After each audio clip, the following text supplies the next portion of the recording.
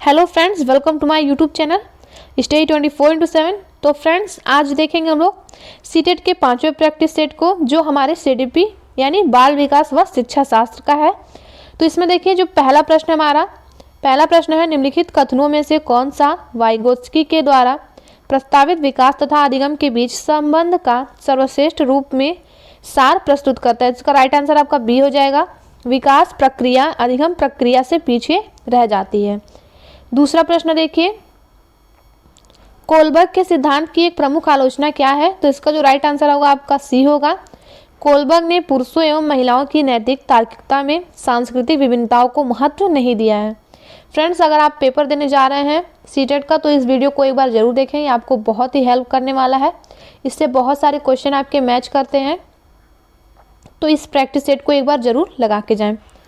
तीसरा प्रश्न हमारा, एक शिक्षार्थी केंद्रित कक्षा कक्ष में अध्यापिका करेगी।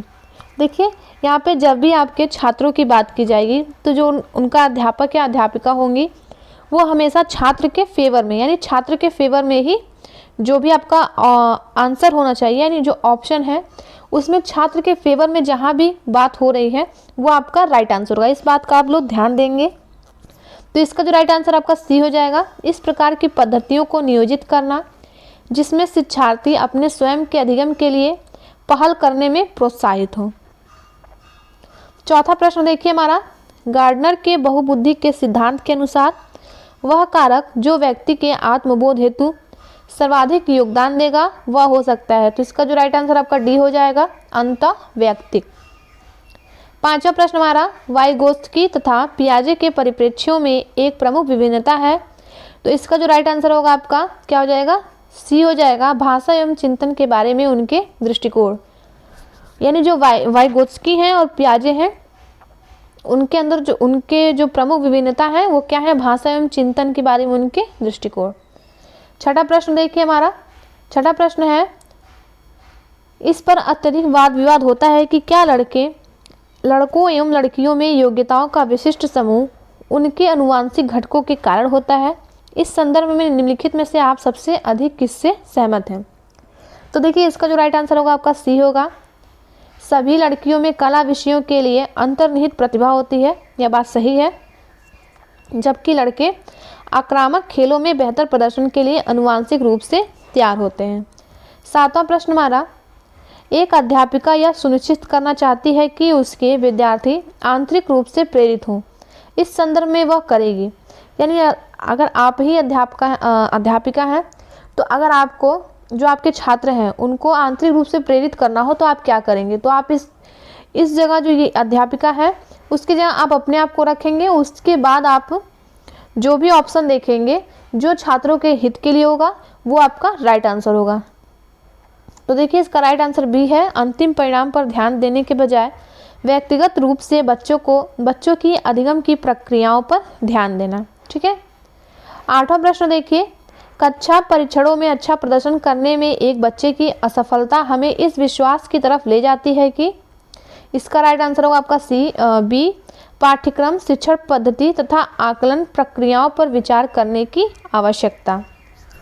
क्योंकि देखिए, जब भी एक बच्चा असफल होता है तो उसमें बच्चे की गलती नहीं होती है, उसमें आपका दोषी जो है आपका विद्यालय, परिवेश, वहाँ के अध्यापक, इनको माना जाता है। एक बच्चे को कभी दोषी नहीं ठहराया जाएगा कि वो पास क्यों नहीं हुआ। ठीक है।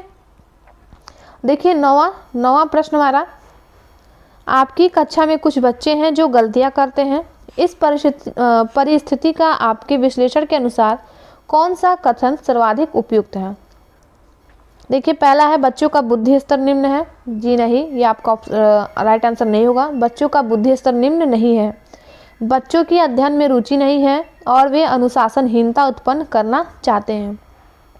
ऐसा भी नहीं है, बहुत सारे बच्चे होते हैं जो अनुशासित होते हैं और उनके अध्ययन में रुचि होती है। तो ये भी आपका राइट आंसर नहीं होगा। सी देखिए, बच्चों को आपकी कक्षा में प्रोन्नत नहीं करना चाहिए। तो ये भी आपका राइट आंसर नहीं होगा। राइट आंसर आपका डी होगा।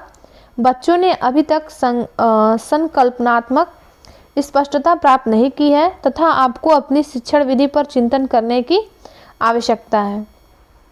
10वां प्रश्न देखिए, एक विद्यार्थी एक प्रकरण में मुख्य बिंदुओं को रेखांकित करती है। उसका एक दृश्यात्मक प्रस्तुतिकरण बनाती है तथा प्रकरण की समाप्ति पर अपने दिमाग में उत्पन्न होने वाले प्रश्नों को प्रस्तुत करती है वह। तो इसका जो राइट आंसर क्या होगा, ए हो जाएगा। विचारों के संगठन के द्वारा अपने चिंतन को निर्देशित करने की कोशिश कर रही है। फिर देखिए 11वां प्रश्न हमारा, किस प्रकार से एक अध्यापिका बच्चों को बेहतर समस्या समाधानकर्ता बनने में सहायता कर सकती है। तो इसका राइट आंसर आपका ये हो जाएगा, बच्चों को विविध प्रकार की समस्याओं का समाधान करने के मौके देना तथा उनका हल करते समय सहयोग देना। यानी एक छात्र जो है उनको आप जब समस्या से लड़ने का अवसर आप देंगे तभी वह उस समस्या से लड़ पाएंगे, ठीक है, और उनका सहयोग भी आप करेंगे। तो इससे क्या होगा, जो बेहतर समस्या समाधानकर्ता बन सकेंगे छात्र जो हैं। 12वां प्रश्न देखिए, निम्नलिखित कथनों में से आप किससे सहमत हैं। तो इसका जो राइट आंसर आपका डी हो जाएगा, अधिगम एक सामाजिक सांस्कृतिक परिवेश में घटित होता है। 13वां प्रश्न देख लीजिए, इनमें से कौन सा बाल विकास का एक सिद्धांत है। तो इसका राइट आंसर आपका ये हो जाएगा, विकास परिपक्वन तथा अनुभव के बीच अन्योन्य क्रिया की वजह से घटित होता है। 14वां प्रश्न हमारा, प्रकृति पालन पोषण वाद विवाद के संदर्भ में निम्नलिखित कथनों में से कौन सा आपको उपयुक्त प्रतीत होता है। तो इसका राइट आंसर आपका सी हो जाएगा, वंशानुक्रम तथा परिवेश अभिन्न रूप से एक दूसरे से गुथे हुए हैं और दोनों विकास को प्रभावित करते हैं। 15वां प्रश्न देखिए हमारा, समाजीकरण एक प्रक्रिया है। तो इसका जो राइट आंसर आपका हो जाएगा, ए हो जाएगा, मूल्यों विश्वासों तथा अपेक्षाओं को अर्जित करने की। 16वां प्रश्न है, पियाजे अनुमोदन करते हैं पूर्व संक्रियात्मक बच्चे याद रखने में असमर्थ होते हैं। निम्नलिखित कारकों में से किसको उन्होंने इस असमर्थता के लिए जिम्मेदार ठहराया है। तो इसका राइट आंसर सी हो जाएगा आपका, विचार की अनुक्रमणीयता पलट ना सके। 17वां प्रश्न देखिए, पियाजे के सिद्धांत के अनुसार बच्चे निम्न में से किसके द्वारा सीखते हैं। इसका राइट आंसर आपका सी हो जाएगा, अनुकूलन की प्रक्रियाएं। 18वां प्रश्न हमारा, वाइगोत्स्की के अनुसार समीपस्थ विकास का क्षेत्र। इसका राइट आंसर होगा आपका बी, बच्चों के द्वारा स्वतंत्र रूप से किए जा सकने वाले तथा सहायता के साथ करने वाले कार्य के बीच अंतर। 19वां प्रश्न हमारा, एक बहुसांस्कृतिक कक्षा कक्ष में एक अध्यापिका सुनिश्चित करेंगी कि आकलन में निम्नलिखित में से सम्मिलित हो। इसका राइट आंसर आपका डी हो जाएगा, अपने विद्यार्थियों को सामाजिक सांस्कृतिक पृष्ठभूमि। 20वां प्रश्न हमारा, एक उच्च प्राथमिक विद्यालय के संरचनात्मक कक्षा कक्ष में अपने स्वयं के आकलन में विद्यार्थियों की भूमिका में निम्नलिखित में से क्या देखा जाएगा। इसका राइट आंसर आपका सी हो जाएगा, विद्यार्थी अध्यापक के साथ आकलन के लिए योजना बनाएंगे। ठीक है। 21वां प्रश्न हमारा, समावेशी शिक्षा के पीछे मूल आधार यह है कि। इसका जो राइट आंसर आपका हो जाएगा ए हो जाएगा, समाज में विभिन्नता है और विद्यालय को इस विभिन्नता के प्रति संवेदनशील होने के लिए समावेशी होने की आवश्यकता है। 22वां प्रश्न देखिए, निम्नलिखित में से कौन सा तरीका अध्यापिका के द्वारा एक सृजनात्मक बच्चे की पहचान करने के लिए सर्वाधिक उपयुक्त रहेगा। तो इसका राइट आंसर आपका डी हो जाएगा, बच्चे को विस्तृत रूप से अवलोकन करना, विशेष रूप से उस समय जब वह समस्याओं को हल करती है। 23वां प्रश्न हमारा, एक अध्यापिका समाज के वंचित वर्गों से आए बच्चों की आवश्यकताओं के प्रति प्रभावशाली तरीके से प्रतिक्रिया निम्नलिखित द्वारा कर सकती है। इसका राइट आंसर आपका बी हो जाएगा, विद्यालयी व्यवस्था तथा स्वयं के उन तौर तरीकों के बारे में विचार करना जिनसे पक्षपात एवं रूढ़िबद्धताएं झलकती हैं। 24वां प्रश्न हमारा, अनुसंधान से पता चला है कि विद्यालयों में अनेक स्तरों पर विभेदीकरण पाया जाता है। उच्च प्राथमिक स्तर पर इनमें से कौन सा विभेदीकरण का एक उदाहरण नहीं है। तो देखिए इसका जो राइट आंसर आएगा आपका बी ए हो जाएगा, बहुत से अध्यापक पढ़ाने के लिए केवल व्याख्यान विधि का प्रयोग करते हैं।